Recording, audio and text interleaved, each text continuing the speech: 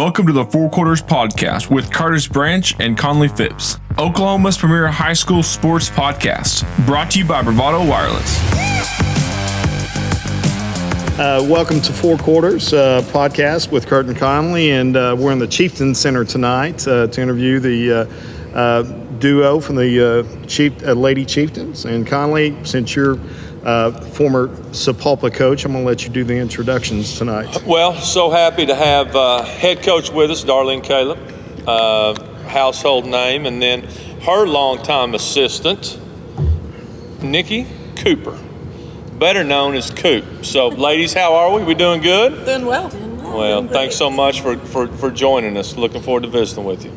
Yeah, so we're excited. Playoff week. We've gotten through the regular season, gotten through COVID, and or we think we have for the most parts, and so we're excited to host playoffs starting this week. We do. We have a region. We'll play East Central the first round, and then the other two teams in our region, McAllister and Tulsa Memorial. And you guys play Thursday, Saturday, correct? We do. Okay. Yes. And then who the boys have a home regional as well? They do. Our boys will play Durant on Friday, and then the other two teams is Claremore and Tahlequah. Gotcha. Okay. Well, great. Well, we're excited for you guys. I know it's been a good season for you, and we'll talk a little bit about that. We want to talk about Conley's days here at Sapulpa. I'm sure you've got some stories I have not heard. We did. I know that I came to one game when he coached here at Sapulpa. We're not doing that. And he lost, and he gave me this. Don't ever come back. Well, I can honestly say the custodians are still trying to get the marks off the floor over there where he would stomp his foot every time. There's not enough wood filler in That's there. why we're not going to talk about this. Let's move on. Let's move on. Coach Calip, let's talk about your team, okay?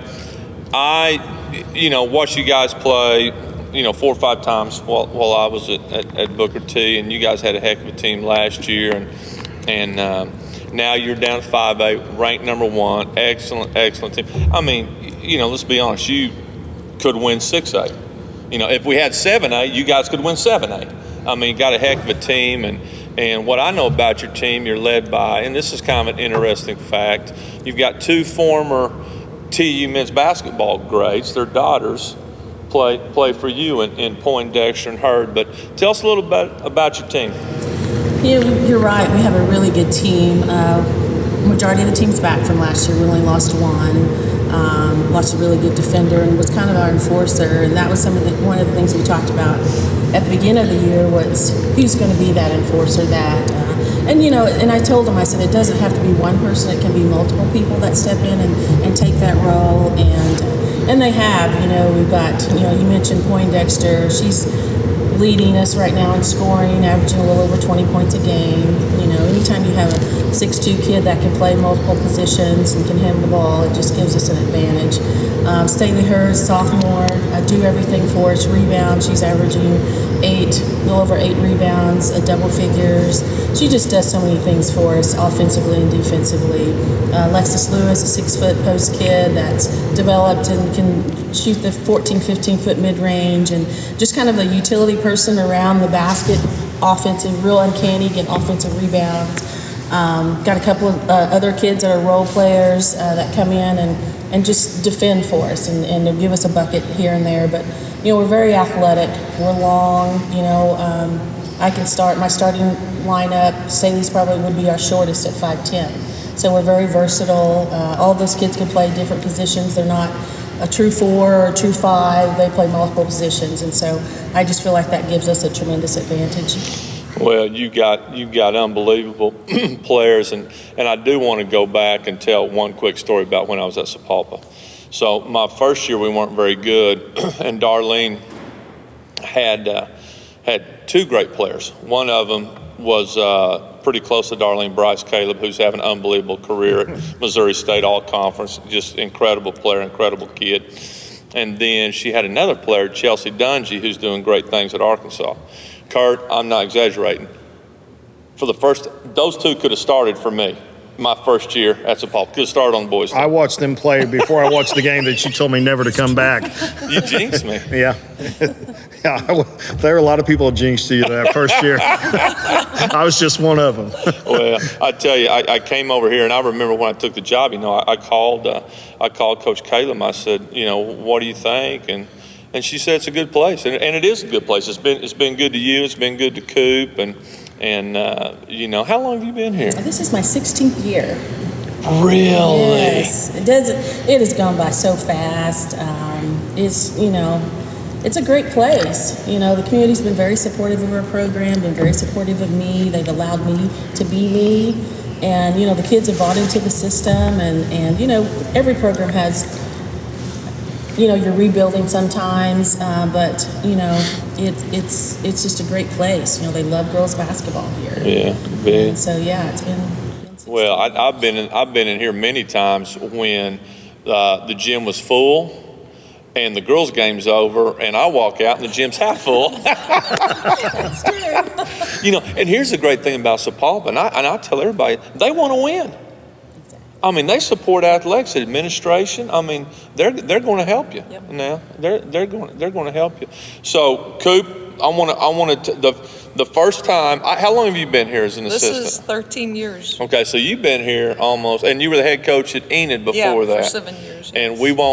we won't tell any Jason Turk stories because we may have a youngster listening or something. But a great story. Okay, I had never met you, but I had always read in the paper about Nikki Emblem, this great player at Phipps University, great player. And obviously you're not from Cleveland because we both have accents. It's a little different. Yeah. That's right. But and then here she was over here, and you know, and you guys have a special relationship. The way the girls play hard for you, and they react to you. So kind of tell me the story about how you came from Enid to Sapulpa. Well, I had been the head coach for 7 years, and then just my personality, I just didn't really, the stress of being a head coach was not for me, and so I resigned as the head coach in Enid. And then Darlean called me, and she said, would I be interested in coming to Sapulpa?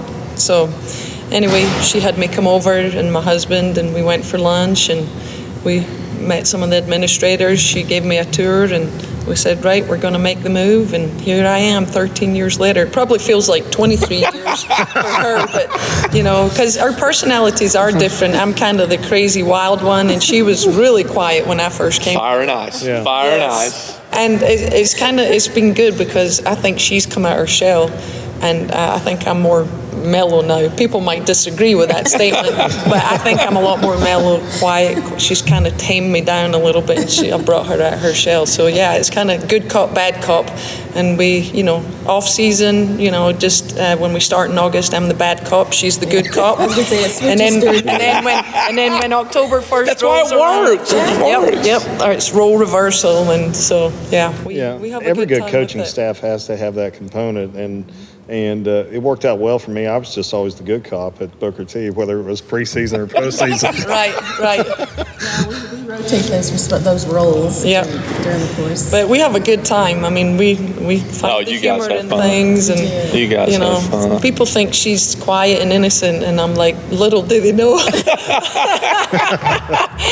She's got them all fooled, I believe so. Now, this is going to be aired by You know. hundreds, so you need to Yep. listen to all over Sapulpa. Well, here's my, you know, the stress of being a head coach is getting to you. Yet, you know, you're going to walk out here on this beautiful night and go get on a Harley and ride a motorcycle. I'm scared of Harleys. Right. Well, and a big part of the stress was my dad was really sick at home, and so I was dealing with that and dealing with some other things too, and so it just, you know, my health was really getting to me. And so anyway, Darlean, it was just, I don't know, I just always feel like it was a God thing that she called me that day, and you know, she might disagree with that, but you know. No, and that was one of the things I always told myself was if I could ever hire a head coach that would be willing to be an assistant coach, you know, that is ideal. And so, I reached out, you know, I knew she had resigned, and, you know, I knew her through the coaching clinics and just the coaching fraternity or sorority, and when I heard that she resigned, I thought, you know what, I'm just going to call and proposition her and see what she thinks. All she can do is say no. And so it just worked out, you know, and you know, she's been in the trenches, she's ran practices, she's dealt with parental issues and just everything a head coach has done. So it just really balanced things out for us, and it's just a great relationship. We're really good friends off the court, and it just works out for us. Yeah, that's neat. And not only was Coop a great player, but of course, Darlean, you're an East Central Hall of Famer, and your husband Brad, who's now, how many state championships have you won? 3? I've won 3. You won 2 at Jinx, and then 1 here at Sapulpa. And next time I see Brad, I'm gonna remind him that he's only won 1. She probably reminds him every night. Hey, we know who the best coach in the family is. But that's I mean, I can't think off the top of my head. You got husband and wife are both in the Hall of Fame. Of course, Brad's in the College Football Hall of Fame, East Central Hall of Fame. But both state championship coaches. That's pretty neat. There's not many that can probably fill that list, right? Yeah, I mean, I wouldn't think so. So does he? Do you try to give him any advice? Does he try to give you? I do not. He tries to give me advice. Well, that's because he's a referee, and a lot of people don't know this. He's also a referee. I just like to go watch, and our son played football, and me being a mom, my biggest thing is just bring him come off the field healthy. And he played the defensive back position, so I knew what his responsibilities were. But the X and O's and the line and the rest of it, we don't know. I could care less about it. So no, I never tried to give advice. But he always wants to give advice. That's great. Well, he was. Is he still officiating? No, he hasn't done that, and probably since he was minimal. When he went over to Booker T, he stopped, but he did the K through 8. Right. At state, but other than that. Okay. Yeah. And he's over to Wausau now, and doing a great job for Bill Blankenship. Had a great run at Booker T. So it's I know how stressful it is in my house with just one coach. I can't imagine what it's like when November rolls around with 2 coaches, I like she said, I'm still the even kill one. When I go home, I'm Darlean, I'm mom. I don't really talk about basketball. I'll watch film myself, but when I go home, that's home, and I try to keep that separation. Even when I coach Bryce, when we walk out this gym, I'm mom, and I want to be her mother. I don't want to be her coach at home, and so that's just kind of how I've had the mindset to do that, and I just kind of We probably should have talked to her before we coached our kids. Oh, I was getting ready to say that. We've had some conversations, but his personality is a little bit different than mine. Yeah. Hey, I'm telling you, and of course, my first year over here, Jordan Nagel, who you guys both know well, he's a Sapulpa guy and fantastic guy. He was my assistant. So I knew Darlean, right? I mean, I know she's a Hall of Famer. I know what she's done, and so we start playing the games, and she's over there coaching, and Coop's sitting by her, and I'm telling Jordan, I was like, I don't think it's going very well, and Darlene's not saying anything, and I, about 3 minutes later, I said, Jordan, it's not good. They're not playing very good. And I don't know, call a timeout and whisper some magic words that I don't have, and boom, the game's over. So have a lot of respect for the way you do it. And I think you've got to do your personality. I think that's one thing I've learned. A lot of people don't like my personality, but but I couldn't really do anything. That's why when we sit together on the bench, we have to separate our chairs, because I'm nudging her and I'm kicking her and Darlean, take her, so she goes to the end of the bench, and we have to have that little separation right there. So that's a great she gives me stuff. She gives me stuff to do just to keep me occupied. I told her, so you guys see me creeping down the end of the bench. There's a reason why I do that. That's great. Because I'm like you, I get wound up, and she's just real. It's almost like she's just speaking tongue language. She's just, all this information just starts coming out. I'm just like, stop, you're giving me too much information right now. Man. Well. We had a game. I've never told this story. I've never even mentioned it to him. Turn the microphone off. But we're playing at Owasso, and I'm trying to encourage him to play a freshman kid that I think could help us. And he's coming along, and I'm like, hey, this would be a good time, put put him in. And he walks out on the court to walk around me so he cannot get close enough to where he can ignore the fact that I said it. And I look at the other two assistants. I go, did he just? And they go, yeah. He literally took like a 6-foot path, like he was on this side of me, and he goes to this side of me, and he just makes an arc. And I'm like, oh, let's let it go. Well, Kurt, I probably hadn't told you enough. I appreciate you. You were a great assistant coach. He didn't like me that one night. There was 2 times he didn't like me for sure. I'm pretty confident about that, but it worked out all right. Well, we had a good time. It's and you've been you've been a head coach before, and I've done both, and it's it's different, but I tell you, I know this is when you get a good assistant coach that you can trust, and it's always good to hear their voice whether you're going to do it or not, So who's the negative one, who's the positive one, or are you both generally positive?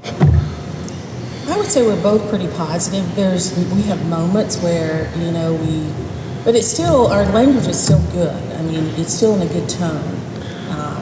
But I will say I'm the one that goes home, and as soon as my head hits that pillow, I'm out, whereas she's her mind. Yeah. My wheels turn. She keeps a notepad beside her bed. Yeah. So that when she wakes up in the middle of the night, she's going to write down that thought. I'm just like, when my head hits that pillow, I am out. Yeah. But I think we're both, if we do have a negative thought or frustration, we typically come together in the center of the court or back in an office and talk about it. We don't say it out here where it's, we try to keep our body demeanor the same, things of that nature. But, anytime you're coaching, there's going to be times where your kids do things that you're not, don't want them to do. But we try to keep it. Well, I'll tell you, I was blessed. I was a freshman when he was a senior, so his dad, his last year of coaching was Conley's senior year, but he remained the vice principal, and he was our first base coach at Cleveland. He would come to baseball games and stuff. And the thing that I'll never forget, you always have people that influence you in a variety of ways. And the thing that I always loved about his dad to the end of time was that he was always what you needed in that moment. Right. So if you were thinking you're pretty cool and you're a pretty big shot, he could bring you down. Right. And if you were down in the dumps and you didn't think I could do anything, he would pick you up. Right. And I think that's what a good assistant always does. And he didn't do it just in baseball. He did it every day in school and in the classroom, or whether he was sitting on the sidelines watching us play, or he was coming to heckle me at an alumni game, or he could do it all. Do that. Yeah. But I think that's a characteristic that I found to be very advantageous in life, not just basketball, but just dealing with people and being able to read the situation and understand the moment, understand what it called for. Does it call for them have a little humility and remember, hey, you're not that big a deal? Yeah. Or hey, it's all right, you can do this and you can do it again. And so we never really talked about that, but that I would say that's, we were blessed in Cleveland, because you think about how many great coaches have come out of Cleveland, but they came out of Cleveland because there was a great group of coaches there that influenced all of us. Alan Trimble was influenced by Ron Wolf, who came to Cleveland in '79 about the same time your dad came. And, and we just had an era of really great coaches that, produced another great set of coaches, but they all had that ability to pick you up and put you in your place equally well. Right. And you were Coach Trimble, you're close to the family. Of course, you worked with him at Jinx, and just, class act, and maybe the best high school coach there ever was, 13 state championships, and Brad worked for him, Braden played for him, and it was a good deal. But, when I think of SapulpaGirls basketball, that's what you guys are a class act. I mean, you do it right, there's a lot of people that win, and there's a lot of people that, get things done, but you guys do it with grace and dignity and in a positive manner. And I think that, you guys change, or I'm not saying you changed, but you guys are doing it the way it's got to be done now, even back when you could be a little crazy like I used to do it, and so talking about grace and dignity, let's talk a little bit about Bryce. I told, matter of fact, we sent you a picture. We sent you and Brad a picture last year. He didn't do it because he didn't know how to text. And I did it. His flip phone didn't do it. Yeah. I said, Bryce, how do we do a selfie? I probably did do that. But anyway, yes, yeah. So, and I told Coop this, off the air, but we played in the Tournament of Champions, Bass Pro tournament's what I call it, and of course it's at Missouri State, and Bryce is having a great career. So I want to hear your perspective on that. And I want to tell a story about that too. It's going to be interesting to the people listening. But she came down. She knew we were playing, right? And I don't know if they practiced or they just got back or whatever it was. But I told Coop, I hadn't seen her in, that was my third year at Booker T, and she left. She graduated my second year at Sapulpa, I think, right? She wasn't a senior when Trey was a freshman. So I hadn't seen her 3 or 4 years, and I'm telling you, she came down and sat next to me, and we had the best time just watching basketball and talking about, you and her dad and Sapulpa, and just an unbelievable kid. And I'll tell you this, and I want you to talk about her. I remember when she was a senior, because she was very, very, very under-recruited. Under-recruited. Yes, I agree. I've got one of my former players at ORU, I won't mention his name. He's an assistant at ORU. And I call him, I'm like, what are y'all doing? He's like, what are you talking about? I go, have you ever heard anybody named Bryce Calip? He goes, yeah. I'm like, dude, what are y'all doing? I just talked to Mom, you guys aren't recruiting her. Well, we've got too many, blah. I was like, I'm just telling you, you're making a big mistake. And it was, but recruiting's hit and miss. You guys have done that. But talk a little bit about Bryce and for those people that don't know, at Missouri State, which is a proud tradition of women's basketball, and she's going to leave there a legend. Please tell us a little bit about that. Referring back to the recruiting in high school, it was, she was very much underrated, and I still don't know why. I don't know if people really wanted her to be more of an offensive person. And, she averaged, almost 17 points her senior year, and the rest did everything for us. And I just told her during the course of the season, I said, Mom's not concerned about your recruiting, so I don't want you to be concerned about it. Just go play, and God's going to work it out. He'll place you exactly where he feels like it's going to be the best fit for you. And it just worked out with Missouri State. Melanie Campbell over at Lincoln Christian played at Missouri State, and so she called Jackie Stiles and she said, hey, you guys need to come down here and get this kid. You don't need to see her. Said she's a great kid. She does everything for her team. She's a team player. And so Jackie sent one of their assistants down. It was during the Jinx Invitational.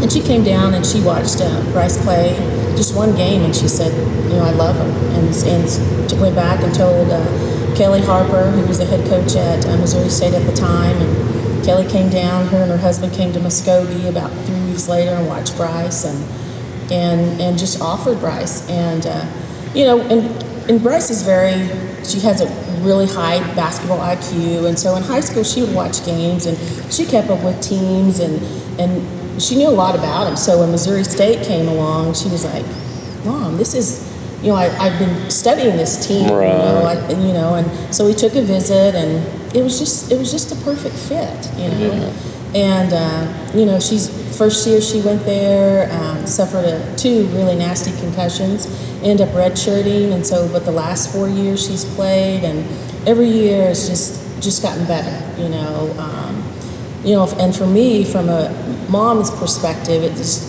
I just love to go watch, and it's been so nice to see her grow and develop her game, and to be more confident and just have composure, and last year she earned Defensive Player of the Year in the conference, and this year she's having an amazing year. She's won Player of the Year 2 or 3 times already, and has been on ESPN, and Well, she's leading. You talk about her scoring. She's leading them in scoring, right? She is. I mean, I go to the, I go check on her quite a bit, and last time I looked, she's leading her scoring. She is, and she's never been one. Me, Mom, the first thing I look at in stats is turnovers, and she's never been one to turn the basketball over. So she's leading there, in their conference assist to turnover ratio. She's shooting a high percentage and free throws. I mean, she's just having an amazing. The game has really slowed down tremendously for her, and she's just going out and playing. And you can, and their crowd kind of reminds both of us of the Sapulpa crowd. It's an older crowd, but very educational, and they love their women's basketball there. And so,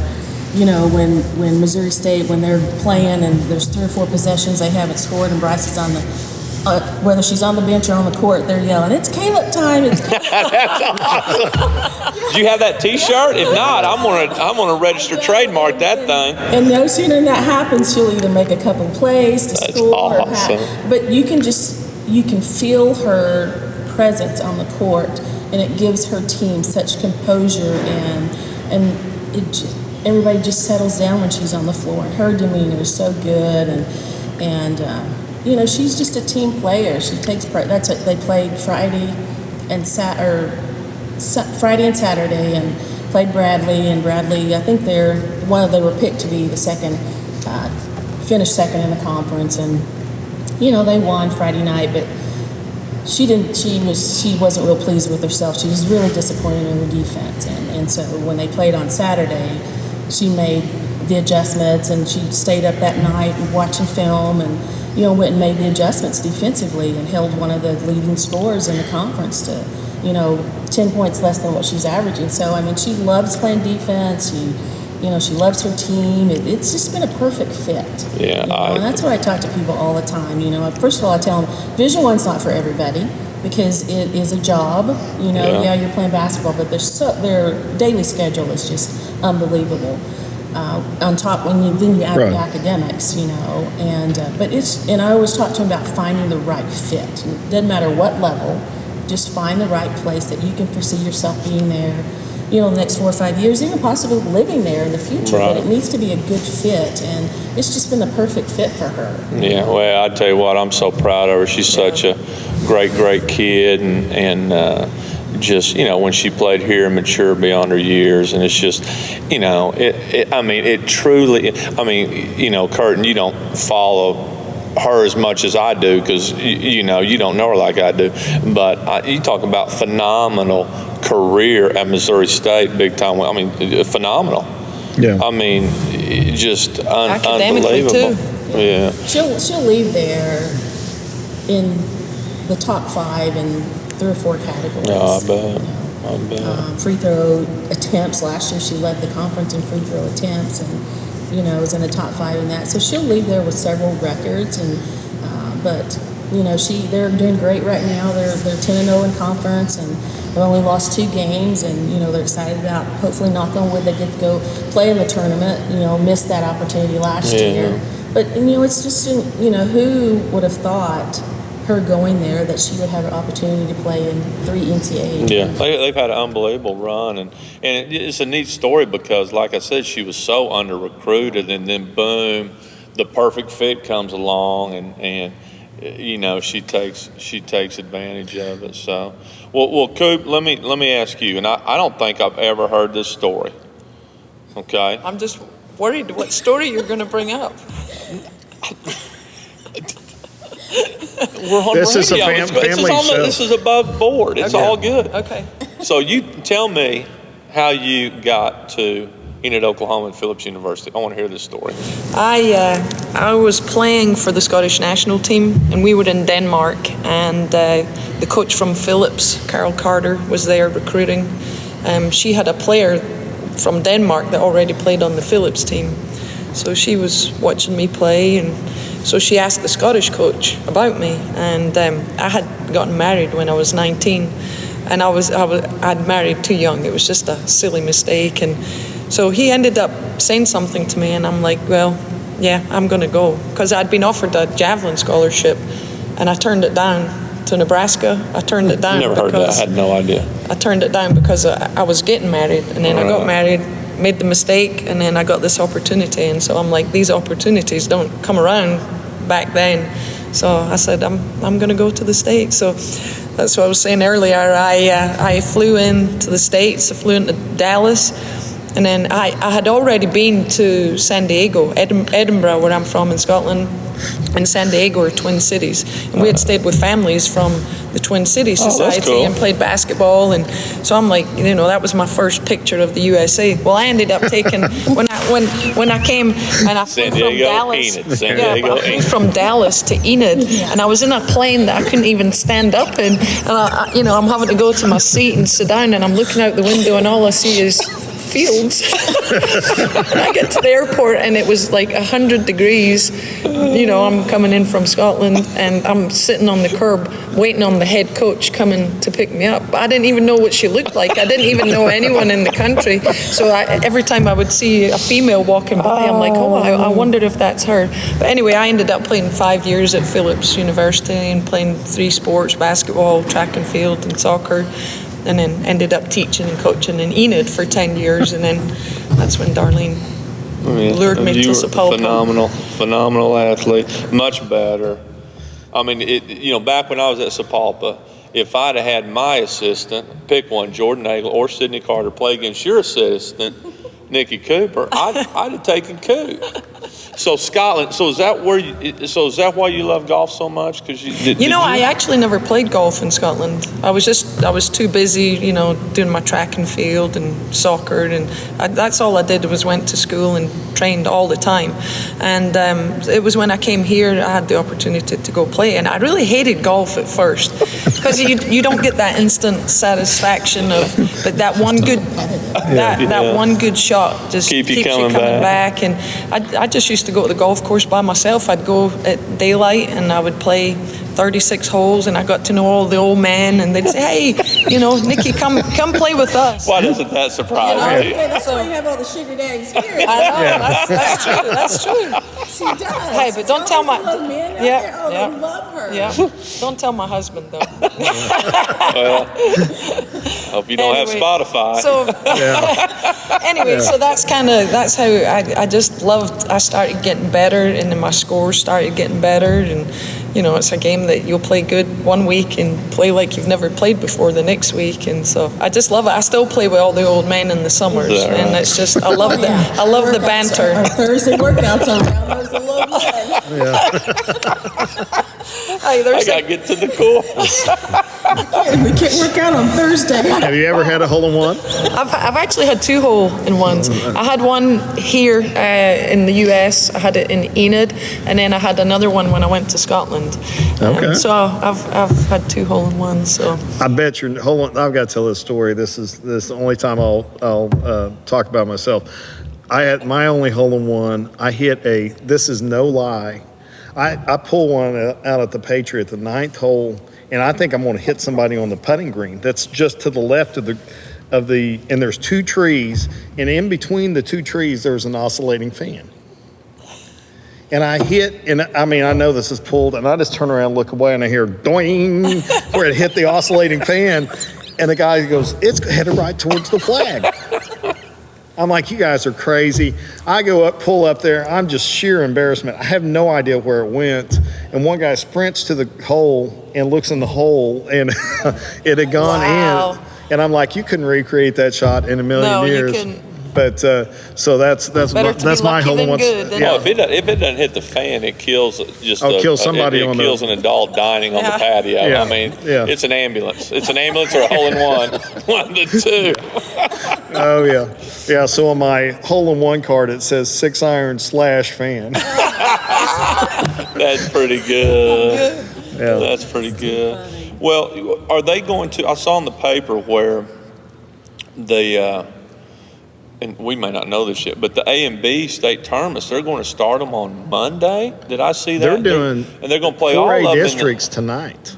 in the Big A. Well, I think Central beat Berry Hill last night in a district. Yeah, game. I mean, so they started playing them last night. Cleveland played Skytooth last night. Yeah, I saw that. Yeah. Our Tigers beat the Bulldogs. Nothing's changed there. Yeah. That's the way it should be. All rights with the world, Coach. Cleveland's beating Skytooth.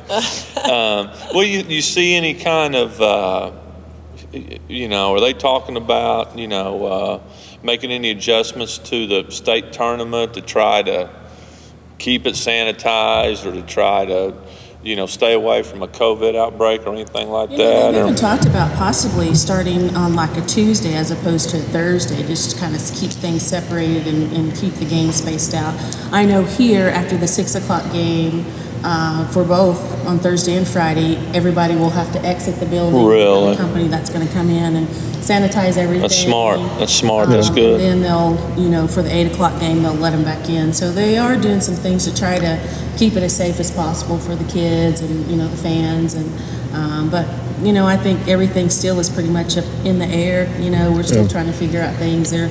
But, they're wanting to do, especially after last year, the association's really trying to do everything they possibly can to allow these kids to play. So, You guys were playing great, too, going into the state tournament. Oh, man.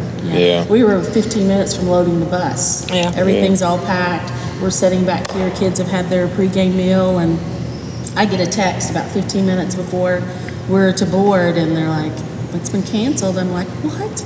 And, I've been to Bryce's tournament is the same time as ours, and I had known that morning that theirs was going to be canceled. And I'm just sitting there thinking, and I really didn't, I didn't really know a lot about what had happened with the Thunder players. Right. So I wasn't very knowledgeable about what was going on. And so that really surprised me, that we would just shut it off so quick. So. Yeah, and Kurt, I remember you said that. You guys did. You went on a run at the end, won 12 out of 13 or 13 in a row or something. We had played over here one of our last regular season games. Booker T was pretty good, and you guys just... We had started to play well. The kids were, everything's just starting to click, and it was just good timing, I saw where, going back to talk about Staley Hurd, I saw where, did she win the cross-country state championship? Yeah. She did. Wow. She won the 5A and had no competition in that class. She had lost 2 races, I think, during the season to, one was to a kid, I think she went on to win it from Bixby in the 6A, and then she and the Bixby girl and a Broken Arrow girl for conference and a couple of meets. That was her only competition all season long. Wow, She was just a beast. That's impressive. Multi-sport athlete. Speaking of multi-sport athlete, I got to tell this story. Kurt, we have, and everybody does, but Sapulpa has a powder puff game, right? So this is Bryce's senior year. I mean, it's the greatest performance I've ever seen. So we go out there. I take my class out to powder puff. I'm telling you, Bryce Calip's playing powder puff. I'm telling you, she scored 15 touchdowns and never got touched. I mean, I've never seen anything like it. I mean, it was unbelievable. It was a show. I'm like, holy I remember cow. the old powder puff days at Cleveland. You could tell during the school week that there was going to be some tension between this person and that person. And so everyone was like, it was a well-attended game because you're just looking for, there was no flags. It played in Cleveland. It was full tackle, or at least by the time that we got it, it was broken up. It was full tackle. So. She's got the quickest, biggest first step on the court, and you can see it out there, and she is so strong too.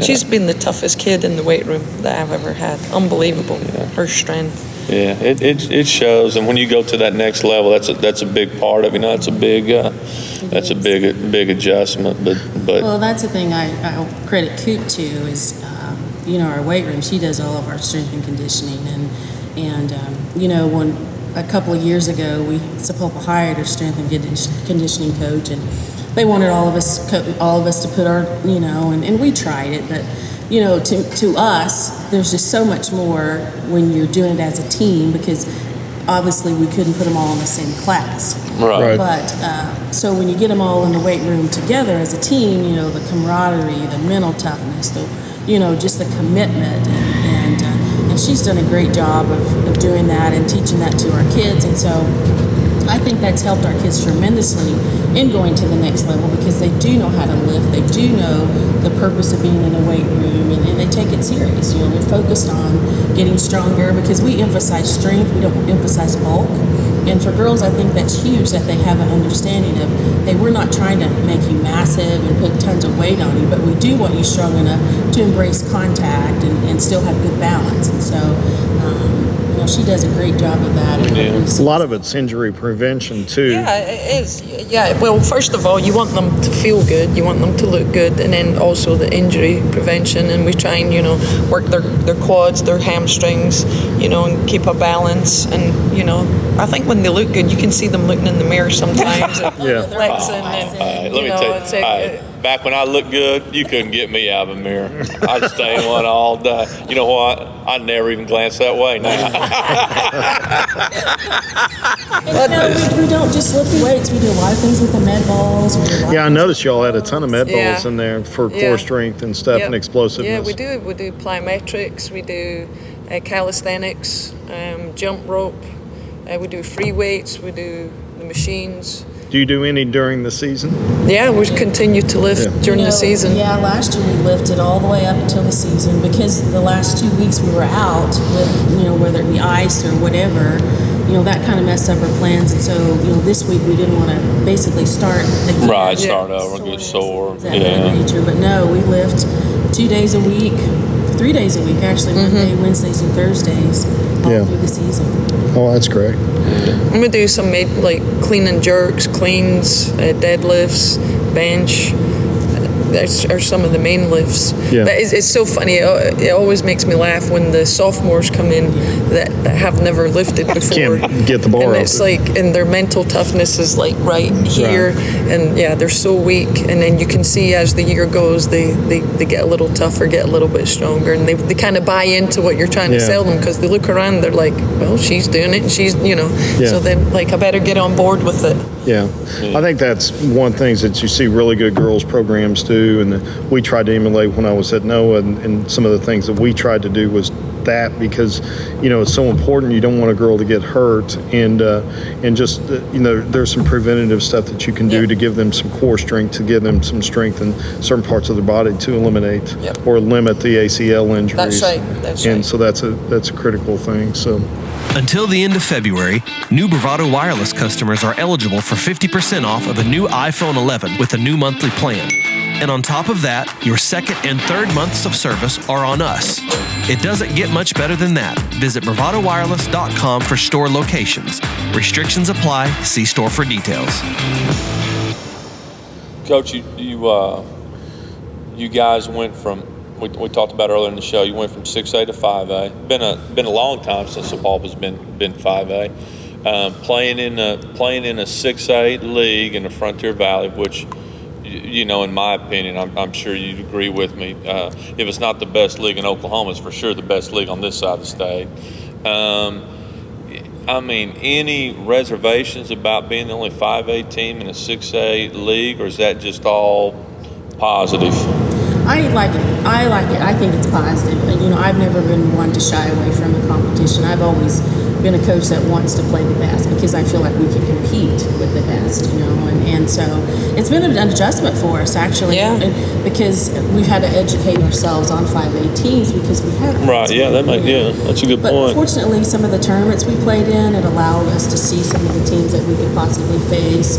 But just out of the respect of the game, we just talk to our kids all the time about getting better, being good at the fundamental things, being prepared for whoever we play, because that's just kind of how I run my program here. We don't disrespect or anybody depending on the classification. We've got to be ready to play, because there are good teams in all classes, and so we really haven't talked about it much this year. The classifications, we got to get ready for this game or this this level of competition because.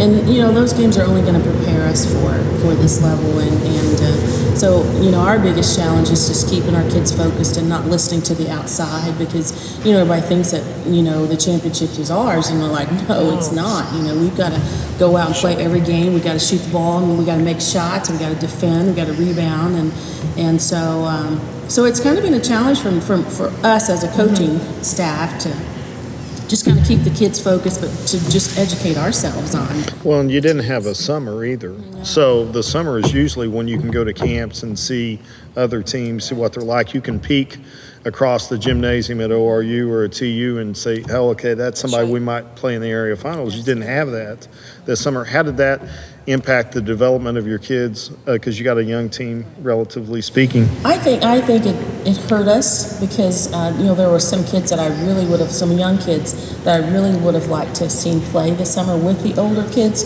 to see how that chemistry, see how they would mesh, and maybe we could possibly get them on the court a little bit quicker with them. We've got a freshman right now that we missed the last 4 games because of the weather. And those were 4 games that I was really anticipating getting her on the court with these guys and building that chemistry and that connection and getting all of them to the where they trust each other. And we've had some good practices, and she's been practicing with us, but it just would have been nice to have those games to get her in there and just get her better acclimated with the flow and the aggressiveness and the speed and things like that. So. Yeah. Well, I tell you, going back to that question I asked you.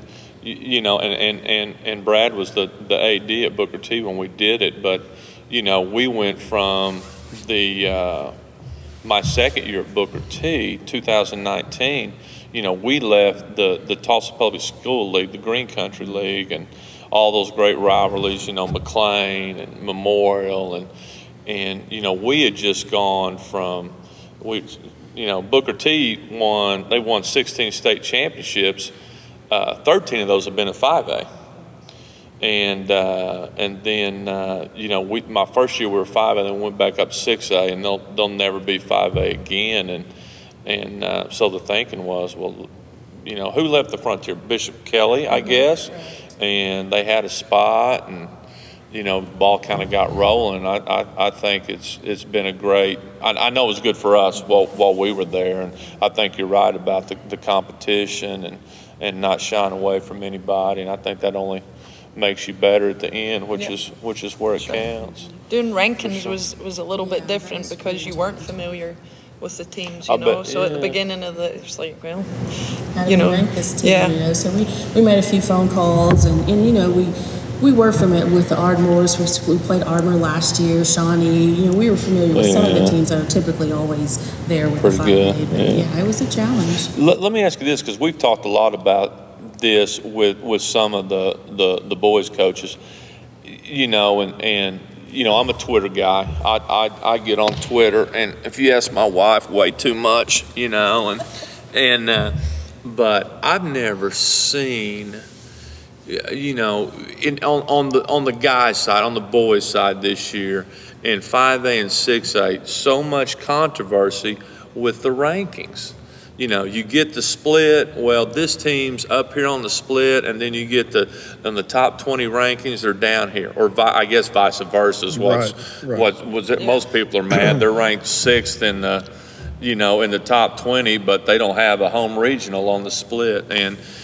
So I think and Kurt, you can chime in, but I think the boys coaches on this side of the state, they want to go districts. I mean, I know nobody wants to drive to Ponca City on a Tuesday night or drive to Shawnee if you guys are in the same district. Or to Enid. Well, for sure. Well, I'd forfeit. But I mean, what do the girls coaches think about districts? I'd be interested in knowing. We haven't talked about it that much, because we're still old school with All-State. Yeah, right. That's true, yeah. So there are a lot of, especially with the smaller schools having bigger numbers than us, they typically outvote us on things like that, like for instance, the shot clock. Right. We've talked about for years just going to the system as far as selecting All-State like the boys do. But you know, we still have the workouts and things like that. So there hasn't, our game doesn't like a lot of change. You know? Explain the workouts for our audience, because a lot of people don't understand that. Well, for the girls, they have to. We have workout dates where they basically come and there's a committee of coaches. It's a tryout for All-State, right? Basically a tryout, and it used to be tryouts until about 8-9 years ago, when some parents, basically said it's not fair for them to come to one tryout and a decision. So basically, we just changed the terminology. But that's truly what it is. They're coming in, they're working out. We're running them in drills just to kind of get them loose, and then we just put them on teams and let them play. And if you're a member of the Coaches Association, you get to vote. So, you've got coaches in the stands that are watching them, and we're ranking them 1 through 20 or whatever, and then after they work out for maybe an hour and a half, 2 hours, we get together and tally up the votes, and that's how we determine who makes All-State. But that's for the Oklahoma Girls Basketball Coaches Association, right. All-State. Now the OCA All-State, they do it like the boys, where you send in stats. We have a committee, we discuss them, and we have a format that we follow in that also. But no, for the girls, they have to go through, and you have to attend. Otherwise, you're not, you won't be a part of this process, And for the smaller schools, it's from Class B, I believe, B to 2A are in a group, and then A and B's in a group, 2A through 4A has a group of All-Staters, and each of those two groups, they get to select 15 for the East, 15 for the West.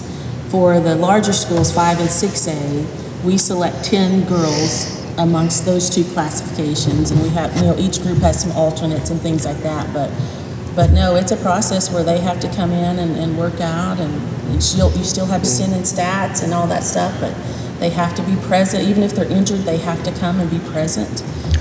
So yeah, it's different. And that's changed a little bit because for years, I think, I graduated in 1984. By the way, Johnny Bilby just texted me and said, "What are you doing in the Chieftain Center?" How rude is that guy? I mean, come on.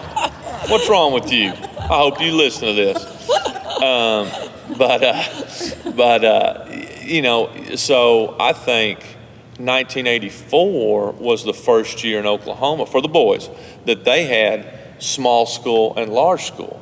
Forever, even up through 1983, there was just two teams, East and the West, of 12 guys. And of course, they, and that allows more kids to get recognition. Right. And I think that's a good thing. It's changed a little bit now. All-State's not as